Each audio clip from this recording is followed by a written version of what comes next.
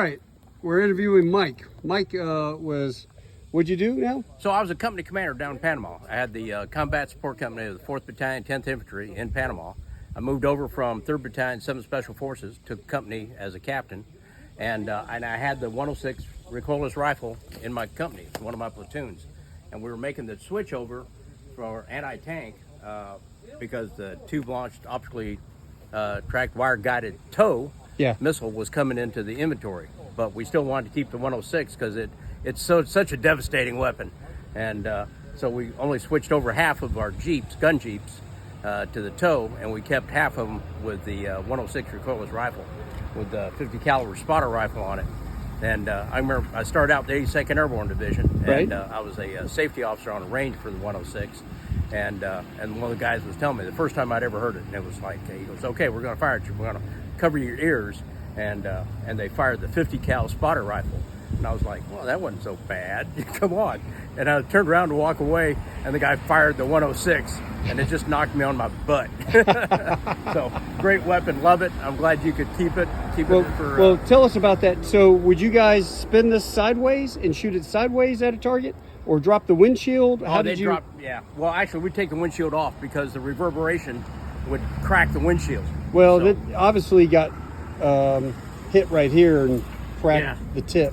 Yeah. But so how far was the backblast that you had to be back behind? God, I don't remember. But I remember one of my platoon leaders, his idea was to try and shoot the 106 in the indirect fire mode. Right. And so his idea was to back it up over a cliff so that the backblast would go down into the chasm, and then he could fire the 106. And it's actually in the field manual that you could try to do that. Right. So the 106 is bigger than a 105 howitzer. So he wanted to see if he could get it into the 106 indirect fire mode. And I was like, yeah, I'm not sure we're going to find a range that's going to let us do that. But did it work? Good luck. Oh, we didn't try it. God. But it was a good concept in the making. No, so we were talking about that. You know, the Germans had 88s on their tanks. Yeah. And this is 106. So this could take out a German tank in World War II if you had it. Yeah. I know that they had smaller ones back in the day in World War II on the Jeeps. Yeah, they had the 90 millimeter recoilless rifle, and then they had the 3.2 inch bazooka, which was just pinging off of the German armor. So yeah, that wasn't doing anything. But the 90 and then the 90 and the 106, the flechette round, just absolutely devastating for anti-personnel. But yeah, it's a beautiful beautiful weapon, beautiful Jeep. I see you've got the CS on the front, which was combat support.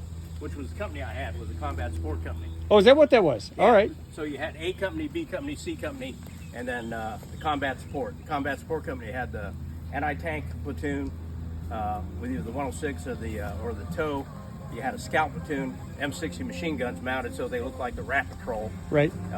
And then the 4.2 inch or the 107 millimeter mortar indirect fire weapon. So the gun Jeeps that I had with the M60 machine guns on it, that we tried that, and you put the windshield down, but you had to put a plywood platform across it because the guys would jump around onto the hood of the Jeep to fire the M60 machine gun as we were leaving. And then the guys would always jump onto the windshield and bust them up. So we wanted to either take those off, which made for a hellacious cross-country drive because you're getting the wind straight in your face. Right. Or build a plywood platform, put across it so the guys could jump down on it when we got into contact. So wow. So there you go. Did you serve in Vietnam in these things at all? No, I came into the Army in 1973, just as and went to the 82nd Airborne. As the 3rd Brigade was pulling out, they were the last unit out from the 82nd Airborne Division. That's awesome. That is awesome. Well, thank you for the history on this. So we got Army National Guard. Yep. 39th BG. I don't know what that is. Brigade. Yeah. Army 39th Brigade. G3. Oh, brigade, maybe. Yeah, I'd say brigade. Third of the 153rd. Okay, and then combat support. Combat support company, Jeep number 12. That's cool, man. And this is Mike. Mike, what's your last name? Bennett. Mike Bennett. All right. Thank you so much.